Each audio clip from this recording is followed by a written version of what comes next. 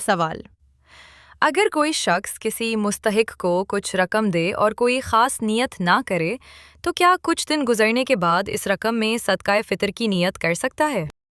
جواب واضح رہے کہ صدقہ فطر عبادت ہے جس کی ادائیگی کے لیے ادا کرنے سے قبل یا ادا کرتے وقت نیت شرعاً ضروری ہوتی ہے۔ لہٰذا صورت مسئولہ میں صدقہ فطر کی نیت کے بغیر کسی کی مدد کرنے کے بعد اب صدقہ فطر کی نیت کرنے سے صدقہ فطرہ ادا نہ ہوگا بلکہ باقاعدہ نیت کے ساتھ دینا لازم ہوگا۔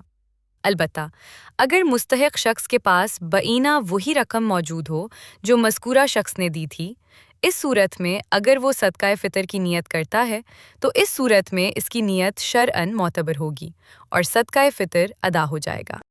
ایسی ہی معلوماتی انفارمیشن کے لیے ہمارے چینل اور اس ویڈیو کو لائک اور سبسکرائب کریں۔